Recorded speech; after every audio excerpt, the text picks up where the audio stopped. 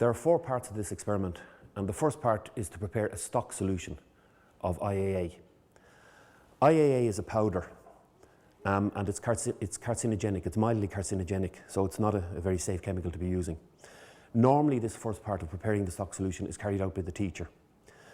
IAA won't dissolve in water, so to get over that problem, we dissolve it in a small amount of alcohol. 10 cubic centimetres of alcohol in a small beaker.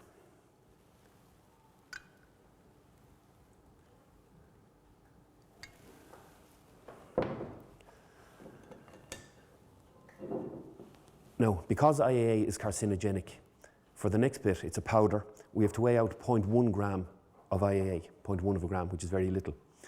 Because it's carcinogenic, we'll wear a face mask, and I'll do this in a fume cupboard. This is one that was prepared earlier in the fume cupboard, and that's the IAA solution. So this is our small amount of IAA now dissolved in the alcohol. We now add that to a beaker.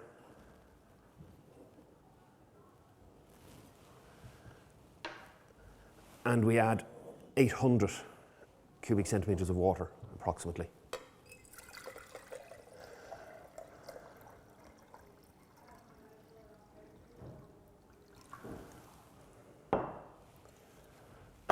Just to mix it, we'll just stir it.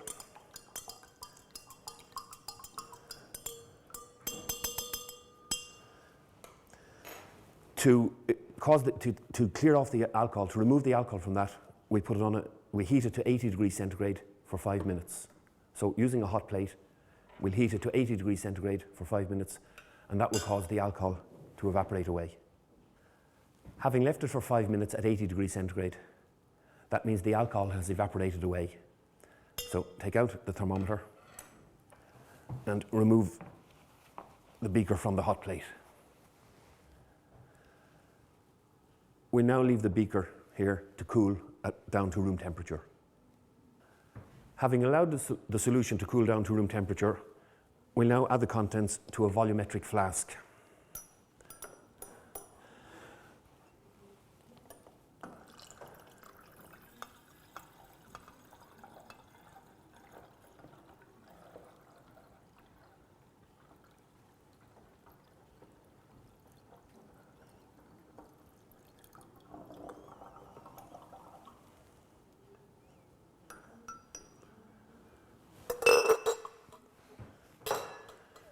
Now, the volumetric flask is a 1 litre flask, and there's a mark here on the neck. So we bring it up, we add more water, and we bring it up to the 1 litre mark using distilled water.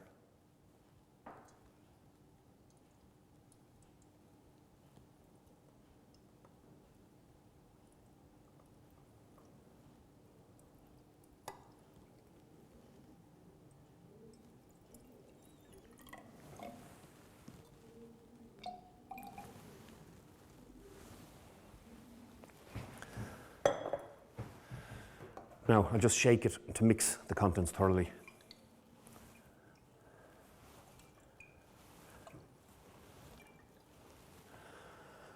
Now, this is the first part of the experiment, and this part is normally carried out by a teacher because of the dangers of using IAA. And by carrying out these steps, we've prepared a stock solution, and because of the weights and the volumes we've used, it's 10 to the 2, that's 100 parts per million, ppm. 10 to the 2 parts per million of IAA solution. This is our starting solution, this is our stock solution. The second part of the IAA experiment involves preparing different concentrations of IAA solution. To do that, we take some of the stock solution and just transfer it to a beaker. The amount doesn't matter.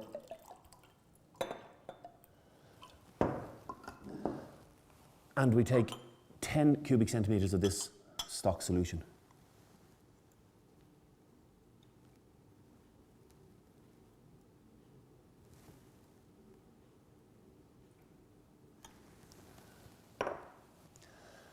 We transfer the 10 cubic centimetres of the stock solution to the first bottle here.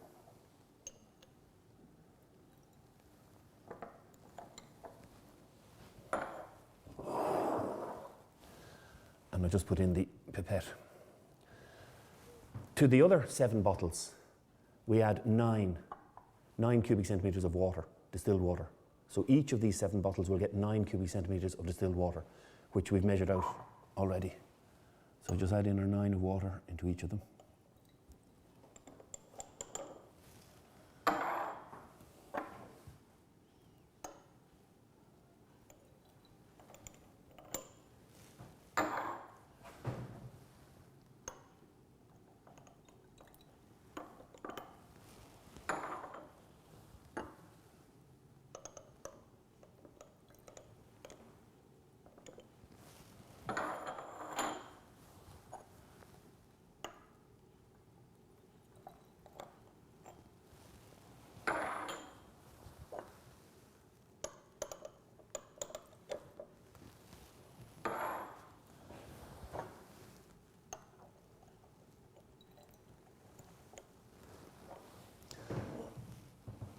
Now, I add the pipettes to each of the bottles.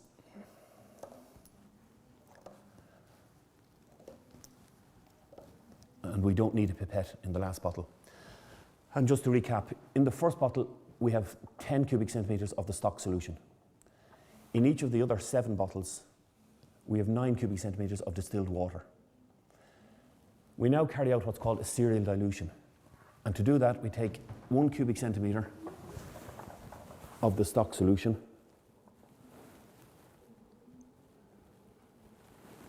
and we transfer it into here, into the second bottle. Using a separate pipette, just mix that a little bit. Using a separate pipette, we take 1 cubic centimetre of this solution and transfer it into the next bottle.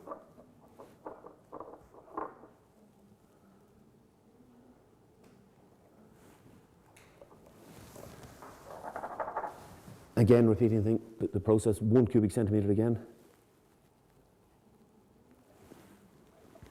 Transfer it across. 1 cubic centimetre.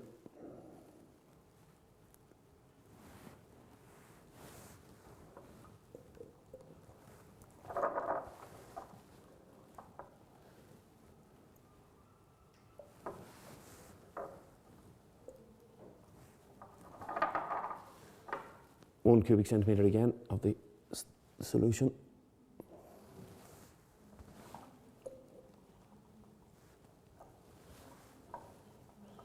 Now, in the last container, we take 1 cubic centimetre, and this time we add it to the sink. We pour it down the sink. We don't transfer IAA solution from here into the last bottle. So this solution, we simply take and we pour it down the sink.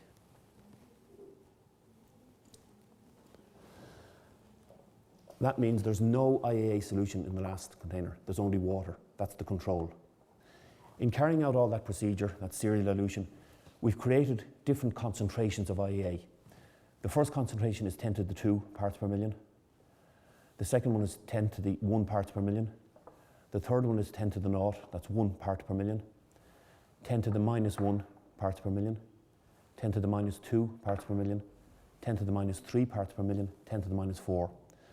The solution is getting progressively more and more and more dilute as we go across. And in the control, we have no IAA at all. The third part of this experiment involves setting up seeds in 8 Petri dishes. For each of the 8 concentrations that we have, we set up seeds in Petri dishes. If we show how to do the first one, then we repeat that basically for each of the concentrations. To do this, we take acetate paper. Acetate paper is the paper that's used in overhead projections, and onto it we photocopied graph paper. So we'll call this graphed acetate. Taking a Petri dish, we take the base of the Petri dish. So if we use the base of the Petri dish, place it down, and around the base, just draw a line, draw a circle around the base, and do that right the way through the acetate. Having done that, we cut out the acetate. When cutting out the acetate, always cut to the inside of the black line, so that the black line is left behind and you're cutting on the inner side of the black line. By doing that, we'll get the acetate, circles of acetate like this. We'll need 8 of these circles. for each of the 8 Petri dishes. Because of the way they were cut, each of these circles of graft acetate fits into the lid of the Petri dish. So if I have the lid, they should fit nicely into the lid, as that one there is in the lid. We now want to place 5 seeds onto the graft acetate. The seeds I'm using are cress seeds. They could be mustard seeds or other similar small seeds. Because the seeds roll around on the acetate, sometimes they roll around very easily, I'll just use a little smear, very small smear of Vaseline, and I'll place the Vaseline across one of the main black lines on the graft acetate. The Vaseline will simply stop the seeds from rolling around too much. And just transferring the seeds then onto the acetate. In putting the seeds onto the acetate, I don't want to put them too close to the edge. So the first one I'm moving in, because the roots are going to grow down, the shoots will grow up, and I need to have space. So placing them more towards the middle of the acetate.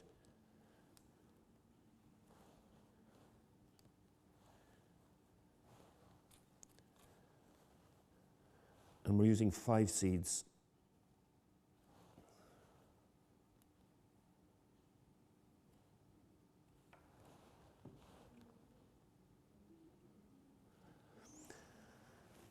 To hold the seeds in position, we just use a small sheet of filter paper. So just sit that in on top. Now, we now transfer 2 cubic centimetres of our solution, of our IAA stock solution. And we use 2 cubic centimetres. There were 9 cubic centimetres in here. We used 2 of them. And we sprinkle that over the filter paper. And the filter paper will cause it just to spread out.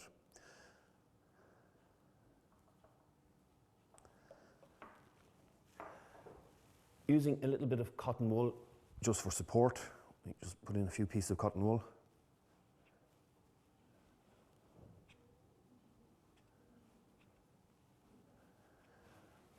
And we pour the rest of the IAA solution over the cotton wool.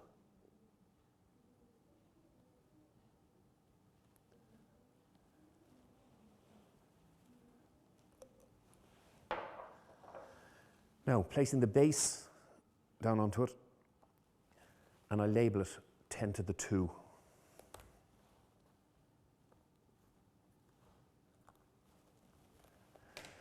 And just to hold it in place, I'll just use a little bit of tape and place the tape over the side, just to hold everything firmly.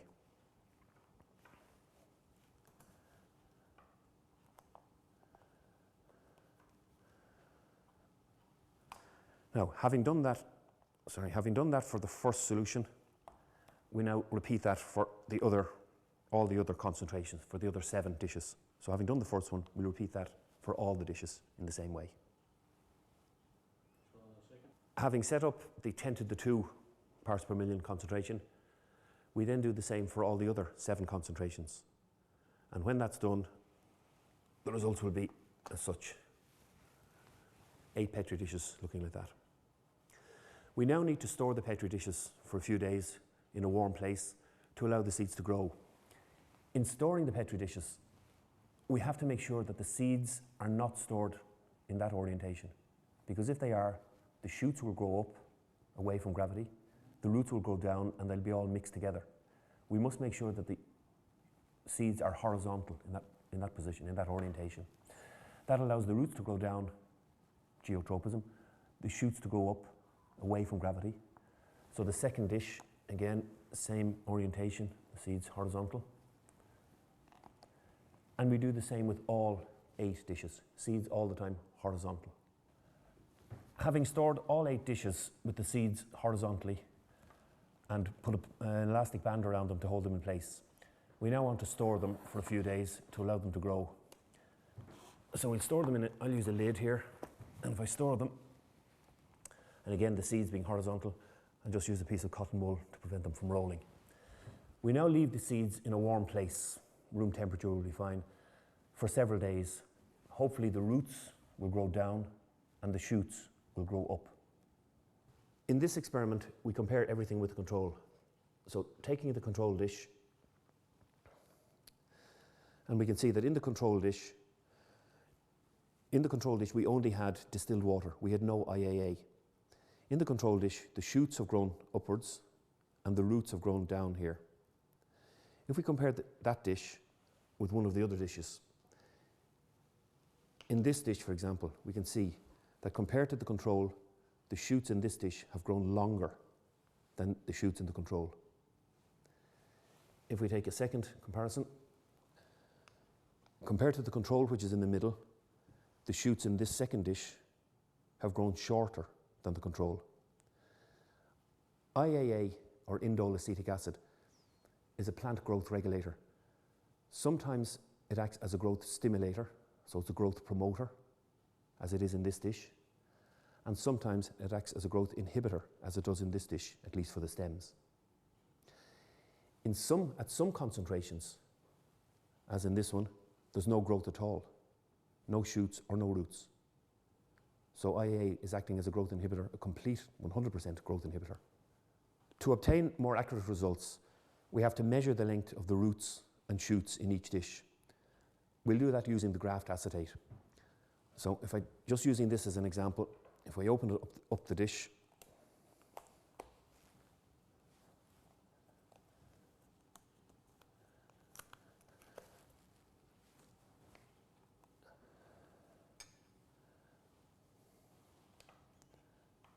and we remove the cotton wool.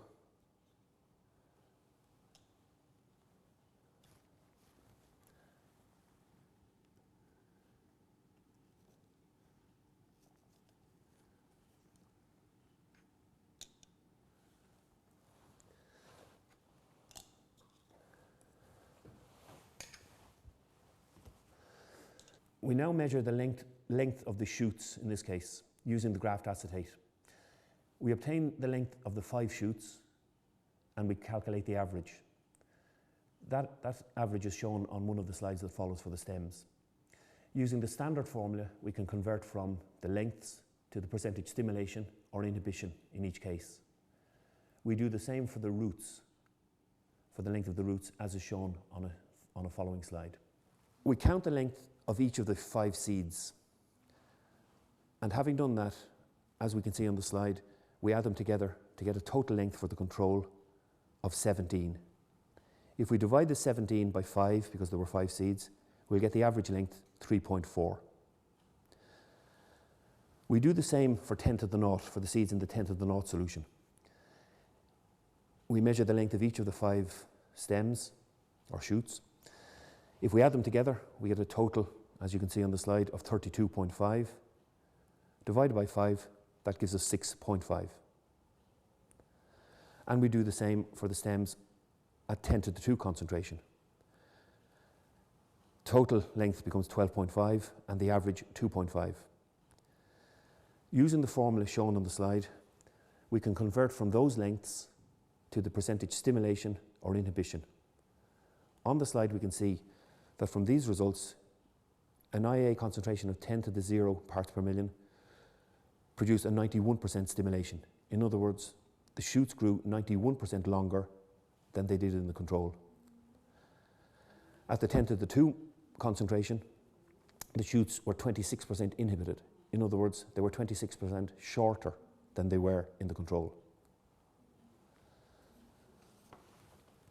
Similarly, for the roots, we can see that at the 10 to the minus 4 concentration, the roots were 22% longer or stimulated.